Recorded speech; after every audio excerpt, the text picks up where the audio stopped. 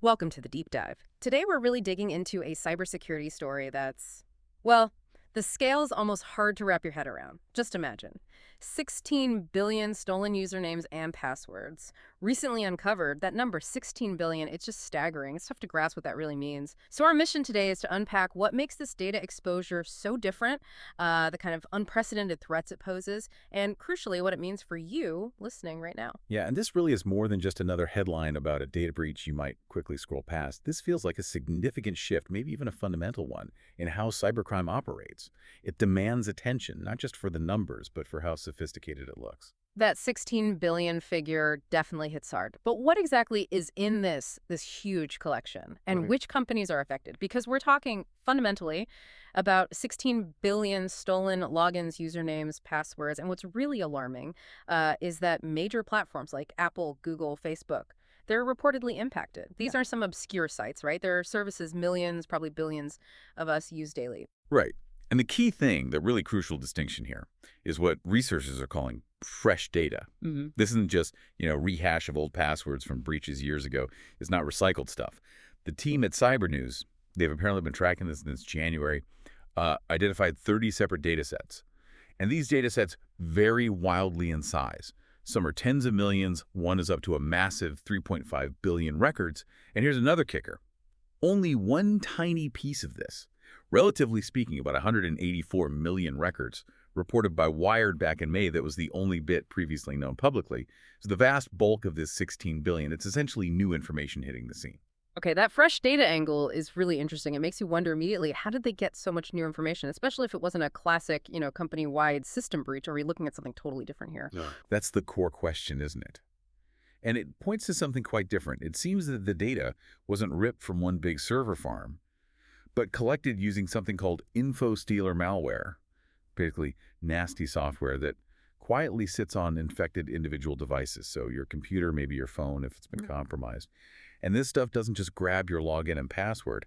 It also scoops up things like session tokens, cookies, metadata, all sorts of things. Wow. Okay, so Right. it's not just the key to the door. It's like the whole security pass for the building. Does that mean even if I rush to change my password, they might still have access using those other tokens? That's a really critical point. Yeah. Session tokens are like those temporary digital keys that keep you logged in so you don't have to type your password constantly. If an attacker gets hold of one of those active tokens, they can basically just walk into your account, impersonate you while that session is live. They might even be able to bypass a password change if they use the token quickly enough. It's like stealing a running car. Changing the door lock later doesn't help much if they've already driven off. And what's particularly chilling is how organized this data is. It's apparently very uniformly formatted. You see the website URL, then the username, then the password. It's specifically structured for what they call automated attacks. This isn't just a messy pile of data. It's like a meticulously cataloged library for hackers. Yeah, I remember reading that quote from the researchers. It really stuck with me. This isn't just a leak, it's a roadmap for mass exploitation. That sounds pretty dramatic, but practically speaking, what does that actually let attackers do? Does it make certain attacks much easier or faster? Oh, absolutely. It makes a huge difference. If you compare this to some big leaks from the past, you see why the freshness is so vital. Take last year's RockU 2024 list. Huge volume, yes, 9.9 billion passwords. But it was mostly old data, stuff seen in previous leaks. Think of it like a giant box of old, possibly rusty keys. Many might not work anymore because people changed their locks.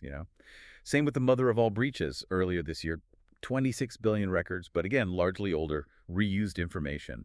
The freshness of this current 16 billion record set means a much, much higher percentage of these credentials are very likely still active, still working right now.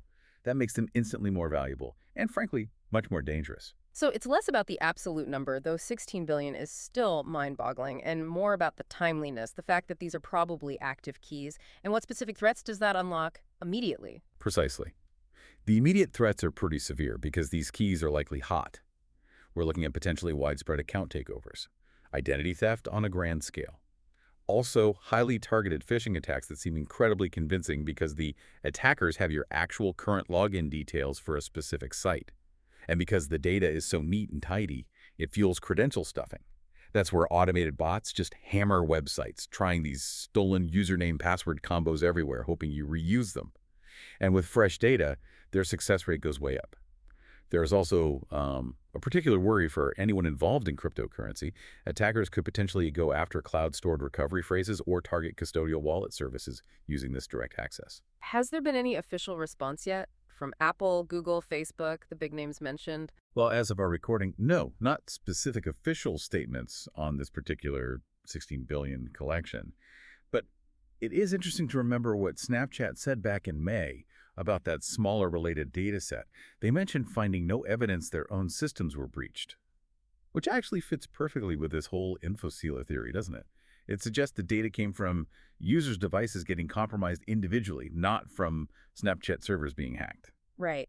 So let's bring it back to the listener. What does this actually mean for you? This data, if it gets used, could unlock everything from your social media, your work systems maybe, even VPNs or government portals potentially. It feels like every corner of digital life. Now, someone might be listening thinking, okay, I use a password manager, I have two-factor authentication, I'm doing my bit. But this info stealer approach coming from your own device, that kind of changes the game, doesn't it? What should people be thinking about or doing now given this specific threat? You've absolutely nailed the key challenge here. Strong passwords and 2FA are still vital, absolutely. But they aren't the whole picture anymore, especially with this vector. Now, real vigilance means thinking hard about device hygiene, making sure your operating system, your browser, all your software is constantly updated, running good, reputable endpoint security, you know, decent antivirus and anti-malware, and being hyper-aware of phishing and social engineering tricks designed to get you to download that initial piece of malware. Just think about your own habits online. We've probably all clicked a link we maybe shouldn't have or downloaded a file without double-checking. That's exactly the kind of opening these info stealers exploit. So the real takeaway, the bottom line maybe, is that your personal device security is now just as critical, maybe even more critical in some ways, than big corporate network security when it comes to preventing this kind of fresh credential theft. The focus shifts a bit towards the health and security of your digital environment, not just the strength of your passwords alone. And that really is the crucial point, isn't it? This evolving landscape of cyber threats.